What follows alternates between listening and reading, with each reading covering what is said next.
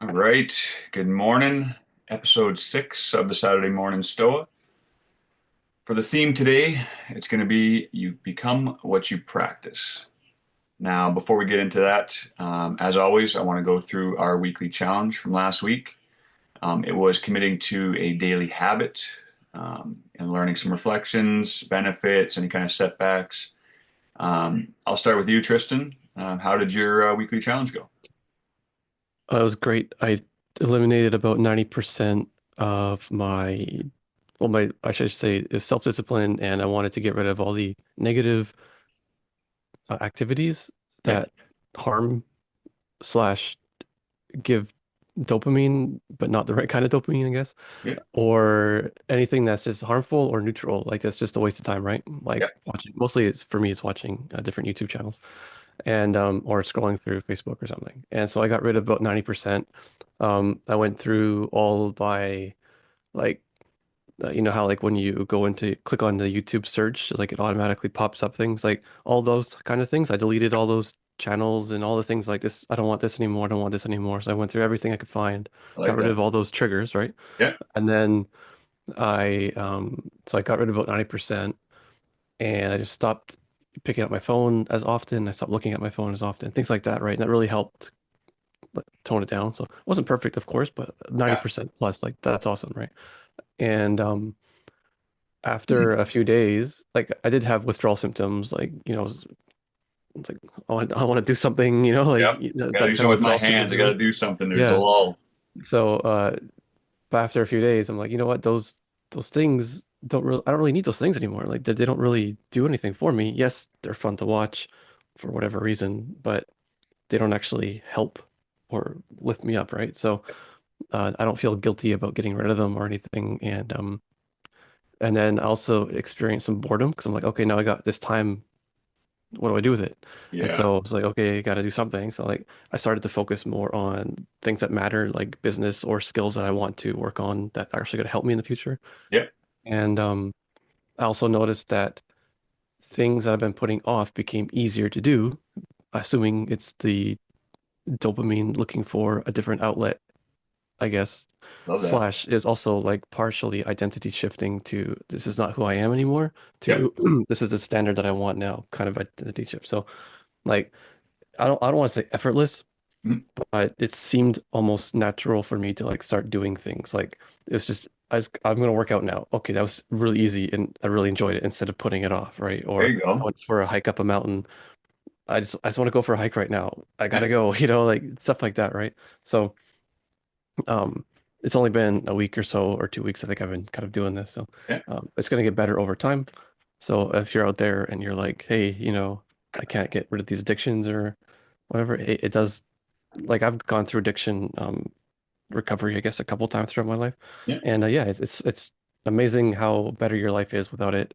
You can get over it, and no matter what addiction you have, uh, there's better things out there with you. And if you, one of the biggest reasons I think people don't get stuff done is because they are just getting easy dopamine from stupid things like Oh, social absolutely. media and all that kind of stuff. So if Yeah. you want to be more productive, but you're not really sure why you can't be productive, it's like it just doesn't come to you. Mhm. It's probably because you're having an outlet of stupid, wasteful dopamine somewhere else, and you have to get rid of Absolutely. that in order to put your attention onto the things that matter.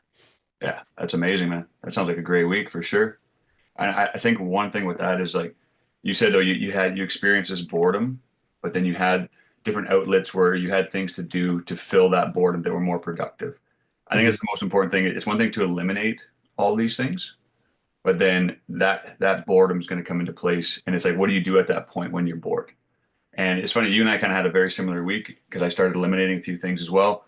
And there was that boredom. But what I did instead is when I knew I was bored and I wanted to go for my phone, I would actually just go for my book. It Hmm. was more like, okay, I wanted to do something with my hands. Okay, grab my book instead of my phone and start reading through meditations. And it was definitely invigorating to know, like, okay, I don't need to be on my phone all the time. And I think for all of us, it's the unconscious habits that we tend to miss because we're not aware of those, like you said, the dopamine seeking habits that we look for all the time. That's amazing, man. Good job on keeping that consistent over the last 2 weeks. That's awesome. One thing before we continue, I wanted to read a passage from Marcus Aurelius's Meditations. I was reading it, and he talks about how to act. And I'll just read right from the book here. He says, "Never under compulsion, out of selfishness, without forethought, with misgivings. Don't gussy up your thoughts. No surplus words or unnecessary actions. Let the spirit in you represent a man, an adult, a citizen, a Roman, a ruler, taking up his post like a soldier and patiently awaiting his recall from life, needing no oath or witness. Cheerfulness without requiring other people's help or serenity supplied by others." And this last point I really like. Stand up straight, not straightened. And I think Mm. that's a really key point there, right? That's about acting on your own volition. And it's going to be basically tied into what we're going to talk about today, which is our identity and the votes we cast for who we want to become.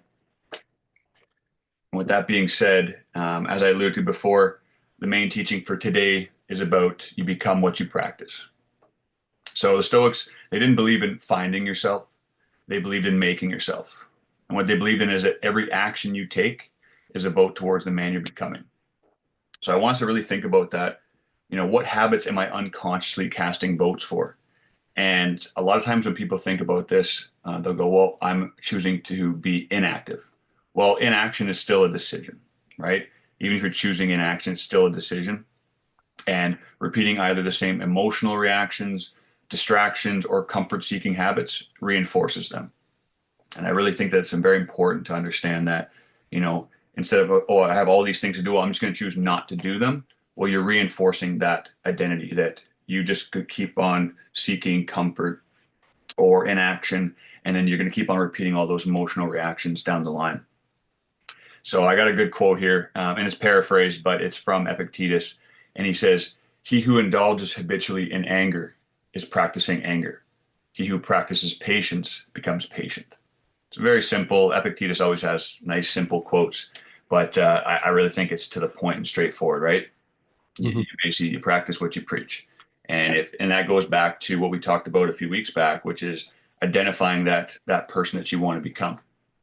And if you don't have that yet, which I know you've gone through and so have I, but if you don't have that identity of who you want to become, doing all these next things is very hard to do because you don't have a key understanding of the man you want to become, and you don't have anything to base it off of, right? So if you ask yourself, "Oh, am I that guy who's going to watch YouTube videos when I'm bored?" Well, no, that's not the identity that I'm searching for. I'm not that person. I'm not going to look for those distractions. Instead, I'm going to replace them with, powerful, productive habits. So I really think that's a good, very important part to think about and understand. And there's always the power in deliberate repetition. And we talked about this last meeting, so I just wanted to bring it up again. But you don't rise to the level of your goals, you fall to the level of your systems and habits. And Tristan, I think you're doing a really good job of that as far as understanding your systems and your habits and slowly working to turn them around to be that person you want to be. Have you noticed any challenges with that other than, like the boredom and, kind of the dopamine detox you've been going through? Mm, yeah, it's mainly like still there's triggers that I'm not aware of, Mhm. because like it's not just like one trigger that causes you to do something. Like it could be different things, or I think the hardest one for most people is when they get into some kind of stress state Yes. where, because like when you're stressed, and when I say stressed, that could mean like you're angry, depressed, stressed, whatever, like a negative emotion. Yep. They tend to lose their power and are just like, I don't care anymore. I'm gonna go watch adult videos, or I'm gonna go and scroll through social media. I'm gonna binge watch 6 hours of Netflix, right? It's Yep. like they just don't care because they're in this negative state. That's right. Whereas if they were in a normal positive state, they wouldn't do that. Mm. So I haven't had one of those like episodes yet, Yep. but I'm aware of them. And so that's going to be a challenge for a lot of people too. And yeah, you have to like when people get bored, there's like, that's a trigger. Being bored is like a trigger for most people. So always have something to do. Mm. Like that's why I have so many goals and I keep writing things down, writing ideas because I got keep myself busy, keep myself busy.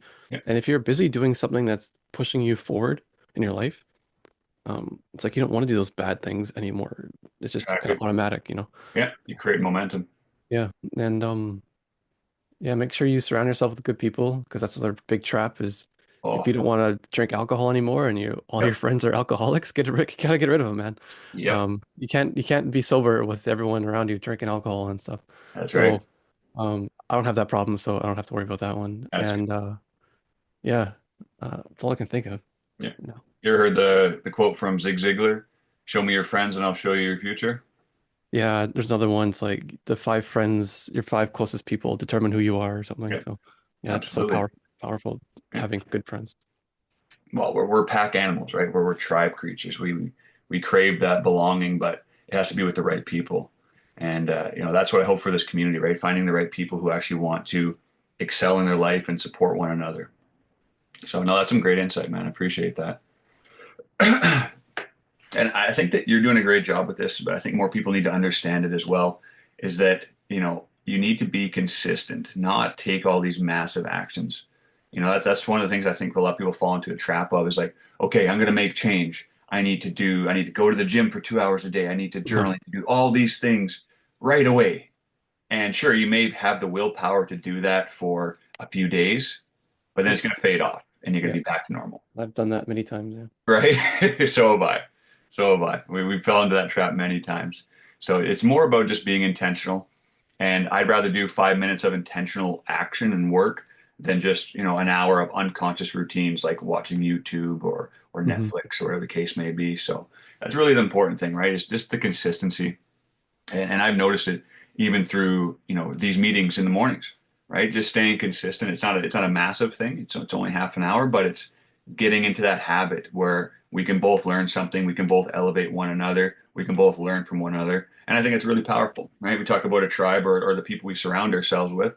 Well, this is the kind of the space for that as well. You surround yourself with like-minded individuals, you can learn from one another. And if you're Hmm. not learning from one another, you're doing yourself a disservice because you can always be learning something from anyone in your group, right? Yeah, and it's also like even online in real life, it's so much more powerful. But even For sure. online, there's like this vibration thing where when you're around like-minded people in harmony, Mhm. there's this energy that kind of encompasses everyone, and you kind of rise up. Everyone rises better. It's like 1 + 1 is 11 kind Mhm. of energy, if that makes sense. So Yeah, no, it it's does actually written in the absolutely. Bible too. And so it's been around for a long time, this concept of like when people come in harmony, there's this greater energy source. Mhm. And so even online it's there, but in real life, that's where it's Yes, the most powerful. But big yeah, time, big so time. even if you just show up and don't say anything, um, you're going to be getting some kind of benefit just from that energy. Yeah, absolutely, no, for sure. Yeah, so one of the questions I want to ask you, Tristan, and anyone watching this is, what are you practicing daily, even unintentionally, and what identity is that shaping? And again, this goes back to understanding and having a clear vision of who you want to be in order to base that off of, for your daily actions. So that's going to be the basically our challenge for this week is I want us to track what we're practicing each day. And it's almost like a time audit in a sense, but it's more about looking at your activities on a daily basis. And I've done this in the past, and I think it's a very powerful tool to have just to become more conscious of your day-to-day actions. And it doesn't have to be anything crazy, but I want us to look at, from when we wake, what's our morning habits? What do we do throughout the day? What do we do at night, to prep for the next day or whatever the case is? Identify all those for the next week. And on Friday or on Saturday, look at all these things and see if you can identify problem areas or those unintentional habits that you can get rid of. And you brought up a good point at the beginning, which was yes, it's one thing to eliminate, but you need to be able to replace in order to change your habits, right? So Mhm. replacing those things with a better habit, even if it's just a small thing, if you do that over time, eventually when if you're to do this audit again in the future and you go through and go, okay, yeah, now I'm from the last one to this one, I watched 3 hours of YouTube every day for the entire week, and now I go and do another audit practicing or looking at my practices, and I'm down to half an hour every day, or I'm completely eliminated YouTube, and instead I've replaced it with journaling, exercise, working on my business, whatever the case is. You can really see a clear definition of who you were before to who you are now. And that also gives you more motivation, more fuel to keep on doing this on a daily basis. So that's going to be our challenge for the week. And I'm looking forward to this one because I haven't done it in a while. And I know it's very powerful once you start being conscious of what I'm actually doing on a daily basis, because now you can actually change it. If you're just kind of in your head all the time going, okay, I think I'm doing okay. Yeah, I think I have good habits. It's not the same, right? It's actually putting pen to paper, writing these things down, and then looking at it with a critical eye, an intentional eye, and going, what's serving me, what's not, and what can I eliminate, and what can I replace it with. So that'll be our weekly challenge. And I wanted to open the floor up to you, Tristan, and kind of get your insight as far as what you think about the community, what you've learned so far, challenges you've had in the past, support you've gained from here, anything like that. I just wanted to open the floor and see what you think. Um, Don't mean to put you on the spot, but well, I appreciate the group. It's like it's the right time for me. Like not everyone's ready for whatever. So like, but for me, it's like the right time to join some kind of men's improvement. And I'm in other groups too. It's not just this one, but this yeah, is the only one that's kind of like Stoic based or like man based. mhm, yeah, Both. But yeah, and I look forward to when it gets bigger and there's more people because the more people that contribute, the more ideas there are out there, and the more improvement we see, the more motivated we're going to be. Like, hey, if this guy can't overcome that, I can overcome this little thing. Like this, what I go through is trivial compared to that guy, or whatever it exactly. is, right? Yeah, And yeah, then you get more fellowship and you get more support, and I look forward to that. So, like everything at the very beginning, it's kind of messy and whatever, but like it's good because like you get in there first, yeah, and I don't know. I think people who get in there first get the most benefit usually, and then as time goes on, there's gonna be so many people that you're not gonna get that attention from Cody or whoever the people yeah. are in charge, right? Mhm. So get in there early and take advantage of it, and get help, get support, and contribute. Yeah, Love it. and I do like the daily reminders too. Yeah. Like a lot of people, like for me too, like when I put out content, most people don't interact with it, Mhm. but they see it and it still benefits them. But so like you put content out there, you get no likes or comments, but people are still getting value from it. So whoever's putting stuff out there, not just you, but other people as well, just because no one's commenting or liking it doesn't mean it's not having a positive impact on people too. So just keep that in mind. A lot of Yeah. people get down because they're not seeing physical proof that their content is worth putting out there, but it is because it does Yeah. help people. Oh, I've been there for sure, and I've had those moments with this community too, where, but I always come back to my why, why I'm doing this. And as long as I do that, hey, I'm going to post daily so that somebody can see this, right? And it Mhm. may be that one post where somebody it just clicks with somebody and they go, "Oh yeah, that makes so much sense," and you've improved their life. That's why I'm doing this.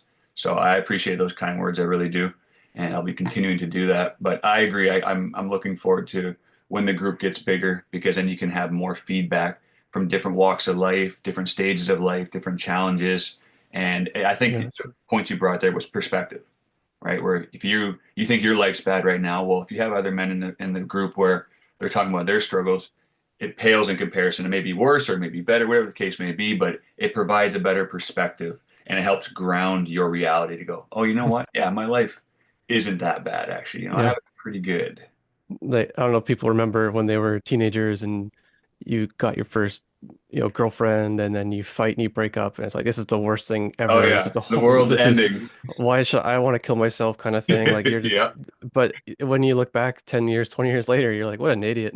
yeah, Like, oh, exactly. I'm an idiot, back then. Like, come on. Yep. Like she was bad. I was an idiot. She was an idiot. We're all stupid. What was I Yep. doing, right? So you got to get that kind of perspective too. So in the moment, you might think it's bad, but when you're outside of it, yeah, it's very different perspectives out there. Yeah, absolutely. And I think that perspective is a huge thing. And I always look back on the past sometimes and I just laugh, right? The things we thought were so important back then are Hmm. absolutely meaningless now. Yeah. And Like when I I was a think, teenager, yeah, what's that? I was a teenager, I was smart and I thought I was quite mature for my age. Yeah. Then when I was 20, I'm like, man, I was an idiot when I was a teenager. And then when I was 30, I'm like, man, when I was 20, my 20s, I was an idiot, Yeah. right? And so like every 10 years, you just kind of look back at your 10 years ago and you're like, man, Yeah. I was an idiot back then. Like, so like when I'm 60, I look back at my 50s, I'm gonna be like, what was I doing? So, Yeah. like that's just the way it is. So Yeah. I don't even know what I was trying to make a point, but that's how it goes. Yeah. No, perspective is everything for sure. Yeah. All right. Well, that's pretty much it for what I have today, Tristan. I know it's a little bit of a shorter one. But is there anything you wanted to add before we head out? I guess there's one concept that I've been looking at recently. It's called being told. Being So told. we're we're always being told things, right? Since we're born, our Yeah. parents tell us stuff. Whoever tells us stuff, the media tells us stuff. Lately, it's like, experts tell us stuff, Hmm. and we're being told. If you look in a textbook, we're being told something, right? We're being told, told, told. Yeah. But as soon as you start asking questions about those things, now I'm not like picking anything in particular, just like in general, you realize that these people don't really know what they're talking about. They're making claims, but then when you go and say, please prove your claim, or just ask a question, they're like, like they Yep. don't know. So like Yeah. what I'm trying to say is we're being told things consistently daily, on a daily basis, but and for whatever reason, people believe them just without thinking, right? So Yeah. stop doing that. But Yeah. start asking questions, and you realize, hey, well, hold on a second, maybe this isn't really what's the truth, right? And you'll find out that 99.99999% of the time, what we've been told is not true. Yeah. Whether it's like the truth in general or like maybe it's out of context. Yeah. Like people can skew statistics to make things look different than they really are, and people Absolutely. can interpret statistics incorrectly, Or there's or an agenda behind it, that's the main thing I was right? that's about maybe get into this, yeah. But like, there's all kinds of different things, and um, so I think the point is like we're just so used to blindly believing what we're told. Hmm. Stop stop it, like the Stoics say, make that have a pause there. So just like with your emotions, you want to pause and have an emotion Yeah. or a response. Like when you're told something, pause. Don't just automatically believe it. Treat it like an emotion. Like don't just automatically, I believe you. Hmm. Facebook has this post about Donald Trump said something. I believe it. Like, no, no, stop. Is this even real? Does it even matter? Where's the context? Show me the documentation. Show me the recording, stuff like that. Start asking questions and you realize there's almost none of that exists. And then um, when documentation does exist, which is very rare, Hmm. if you look at the documentation, often there are things in that are not, how to say it, like it's not done properly. Yeah. And another thing, which is similar to this, is that people assume other people do things properly. Yeah. So That's a if big you're a business, assumption. yeah, if you're a business owner, like I'm sure you go through this, like I assume my laborer is digging a hole properly, Yes. but you have to go check him every 10 minutes because he's not doing it properly, right? Exactly. So, Yeah. and this goes from like, laborers who are, I don't want to say they're like the lowest of the scale, but Mhm. like people who are lower on the scale, like McDonald's employees. I'm not, no offense to them, I work there too, Yeah. but these people, they don't, they hardly ever do what they're supposed to be doing. Yes. And then even at the very top, they don't do what they're supposed to be doing. They're not doing things properly. So one of the problems in science right now is that, scientists will assume that this scientist did some research properly and Yeah. came to this conclusion properly and won't bother checking it and just take that conclusion and Yeah. automatically assume that's the correct conclusion and then use Exactly. that conclusion in his own research Yeah. as a fact. So it just But when you actually perpetuates take a that look, assumption. yeah, but when you look at what he did, oh, there was no control group. Yeah. Oh, wait, if there's no control group, how do you know that this is a valid experiment? You can't do it, Exactly. right? Yep. So, like when you start actually looking at these things, and then these are scientists with PhDs and they're quote unquote experts that were making big decisions based on their Yep. research, and they're not doing things properly. We do not assume people are doing things properly from the lowest to the highest, and just stop believing what you're told and start asking questions, and you realize that this veneer of Yeah. whatever just falls away because there's nothing there behind it. So. No, Uh, excellent point, man.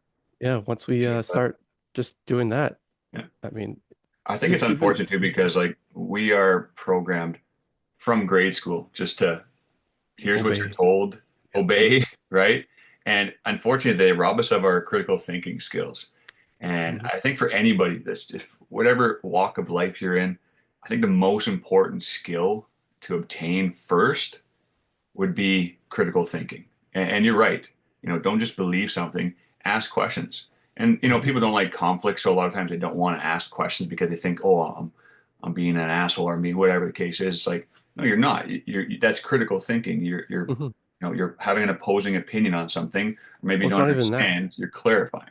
Yeah, you're just like you don't have to oppose. You can just be like, I just want to. So you're saying this. Can I Yeah. just ask some questions just to make sure that, I understand you correctly? So, you know, whatever, right? And then there's like, well, maybe, and then they start stumbling, and then they Oh realize that you're yeah. full of junk, and they're like, okay, well, thanks for making that claim, and I'm not going to take it seriously. Yeah. Goodbye. You know? I think one thing it does too is it helps with the whole, emotional and reacting to things emotionally. Because if someone says something to you and you take it personally, or you take it as a slight that they're trying to make fun of you or they're trying to degrade you, if you just Yeah. stop and maybe ask some questions, well, what did you mean when you said that? Right? Hmm. Just doing that right there is going to break that barrier and allow them to rebuke and say, hey, no, I didn't mean it this way, or this is what I was trying to get at, and it can really stop those emotional reactions right in their tracks. Yeah. So I think that's really important for sure. This would be a fun example, but something I learned a long time ago.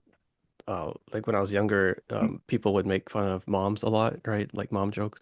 Yep, And that was like one of the biggest insults people would say to each other that would get other people offended, right? yep. But like when people said that to my mom, I'd be like, oh, I slept with your mom last night. And I would be like, okay, what time?